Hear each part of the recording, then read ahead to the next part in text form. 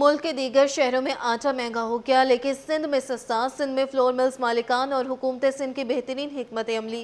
कराची में आटे के नर्ख दीगर शहरों के मुकाबले कम हो गए। कराची में एक्स मिल 2.5 नंबर आटे की कीमत 114 रुपये किलो है। पंजाब में आटे की कीमत 142 145 रुपये किलो तक पहुँच गई। मजीद जानते हमारे नुमाइंदे बसीम इफ्तार से। बसीम, आगाह कीजिएगा।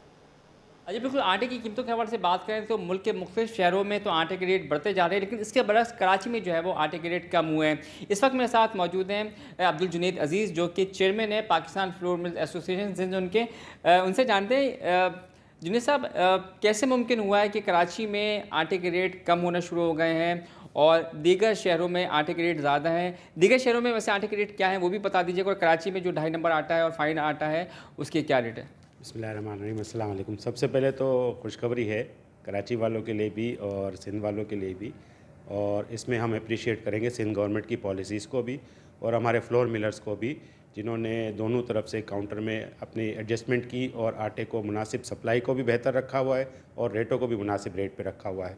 इस हवाले से जो आपने दूसरे मुल्क के हिस्सों में कहा है, तो उसमें पंजाब में डेफिनेटली प्राइवेट आटा जो है वो बहुत महंगा है।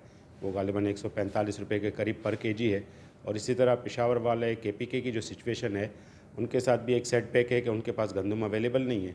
उनको गंदम या आटा जो भी जाता है वो पंजाब से जाता है, तो उसके ख़र्चे बहुत बढ़ जाते हैं, जिसकी वजह से वो गालिबन 150, 55, 60 रुपये तक चले गए पर केजी 2.5 नंबर आटे के।